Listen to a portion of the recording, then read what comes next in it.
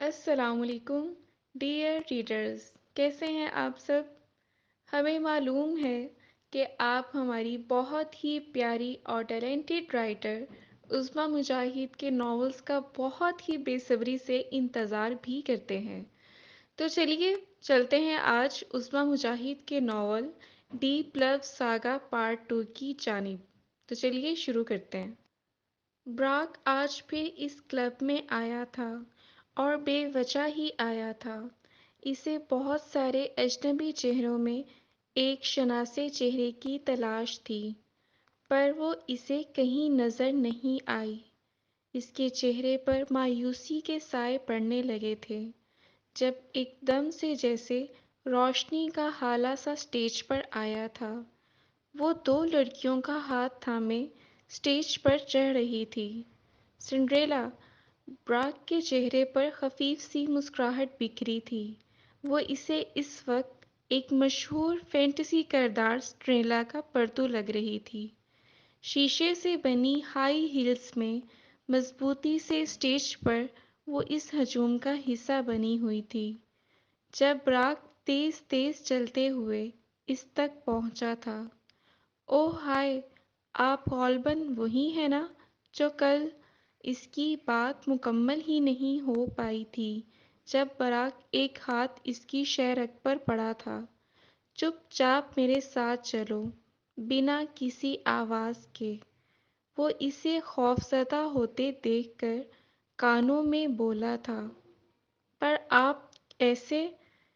اس کی اگلی بات مکمل نہیں ہو پائی تھی جب براک نے اس کی گردن کے دوسرے مہرے پر ہلکا سا نوک کرتے اسے بے ہوش کیا تھا اور اسے باہوں میں بھرے تیزی سے وہاں سے نکلتے کلب سے باہر آیا تھا۔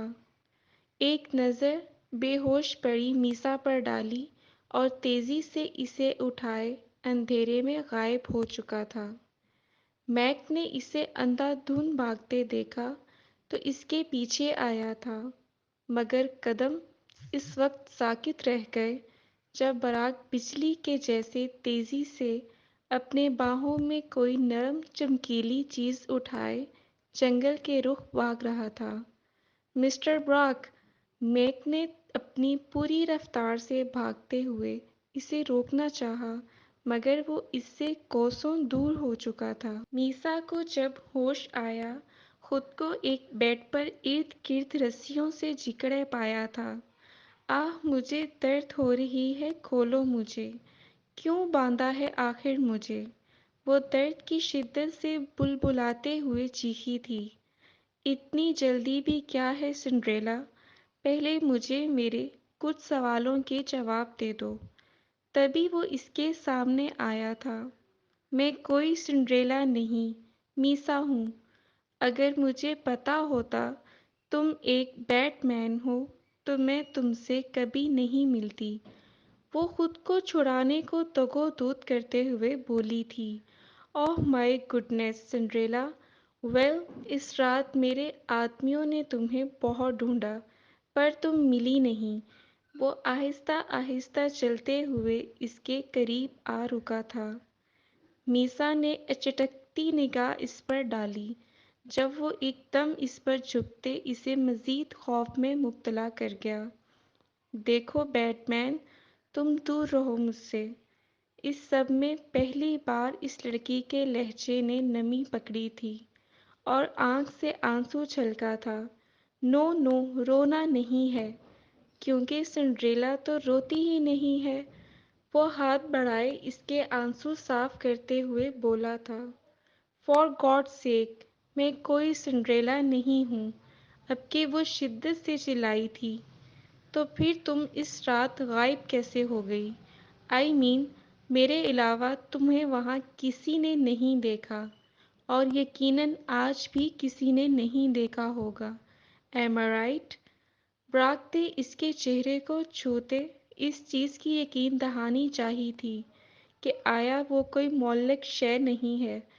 میرے پاس کچھ سپر پاورز ہیں۔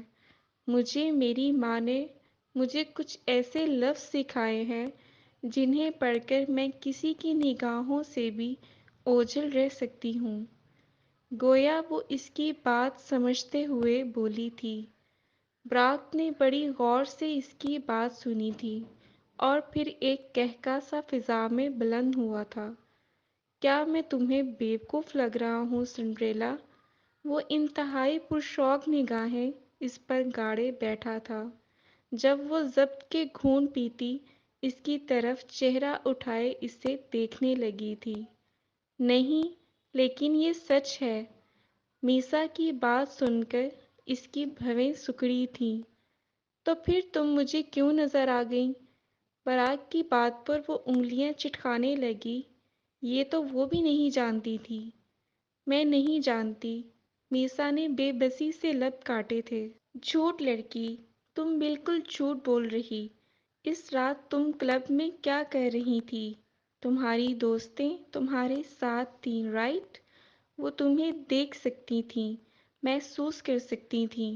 میں نے تمہیں اپنے وجود سے مس ہوتے محسوس کیا ہے۔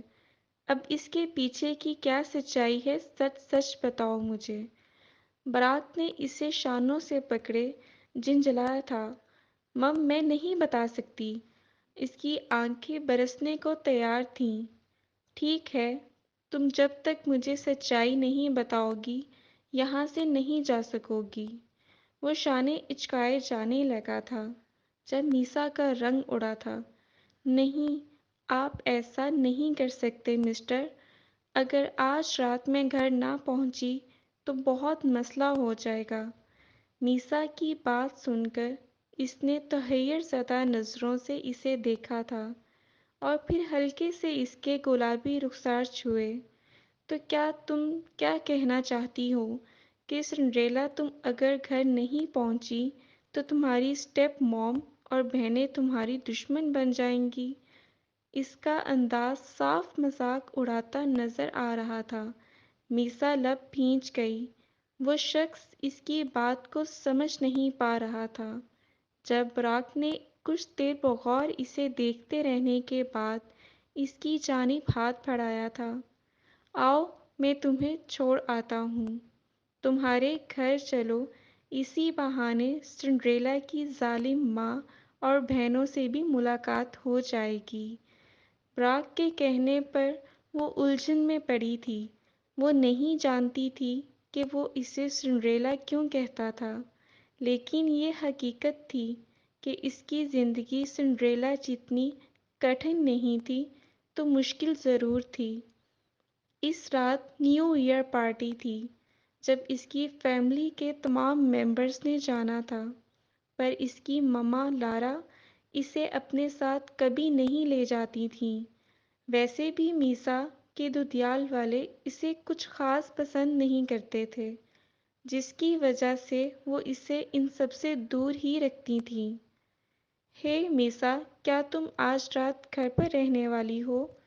یہ اس کی دوست روز تھی جو اسے چھت پر ٹہلتے دیکھ کر اس کے گھر کے نیچے آ کر ہاتھ ہلاتے پوچھ رہی تھی۔ میسا تیزی سے باہر کی طرف بڑھی، مگر اس کی موم ہمیشہ کی طرح اسے لاک کر گئی تھی، تو اسے کھڑکی کا سہارا لینا پڑا تھا۔ تم جانتی تو ہو گرینڈ پا اور گرینڈ مدر مجھے اپنے ساتھ کہیں لے کر نہیں جاتے۔ میسا کے لہجے سے چھلکتی اداسی روج کو بھی سیٹ کرنے لگی تھی، جبکہ روج کا چمکتا بھڑکتا ڈریس میسا کے دل میں شدید خواہش پیدا کر رہا تھا کہ وہ بھی آج کی نیو ایئر پارٹی کا حصہ بنے، پر اس کی موم نے اسے سختی سے گھر پر رہنے کی تاکید کی تھی۔ میسا، تمہارے پاس جو میجک اسپرٹس ہیں ان کا استعمال کب کرو گی تم؟ اور وہاں ینگ پارٹی کے لیے الگ سا سارا وینیو بنایا گیا ہے۔ تمہاری موم تمہیں دیکھیں اس کا تو سوال پیدا ہی نہیں ہوگا۔ روج کی بات پر میسا کا شوق بھڑکا تھا اور وہ اپنے پاس محفوظ چند جادوئی کلمات کا استعمال کر کے پارٹی میں گئی تھی، مگر وائے قسمت کہ وہ براق سے ٹکرائی تھی اور شگل میں اس کے ہاتھ سے چین اتار لی تھی۔ وہ صرف اس شخص سے اپنے جادوئی سحر کے ساتھ مخاطب ہوئی تھی، مگر یہ اس کے لیے پہلا دھچکا تھا کہ وہ شخص اس سحر کے باوجود اسے دیکھ سکتا تھا، سن سکتا تھا، اور اب آج بھی تو ایسا ہوا تھا۔ سیکنڈ ڈے سیلیبریشن پر وہ نہ صرف اسے دیکھ سکتا بلکہ محسوس بھی کر رہا تھا۔ براک نے میسا کی آنکھوں پر اپنے ہاتھ نرمی سے پھیرے اور دوسرے پل وہ ہوش و حرت سے بے گانہ تھی۔ جاری ہے۔ ڈیئر ریڈرز، تو کیسا لگا آج کا آپ کو ڈیپ لو ساگا کا پارٹ 2؟ اپنی قیمتی رائے سے ہمیں آگاہ کرتے رہا کیجیے اور چینل کو سبسکرائب کرنا مت بھولیں۔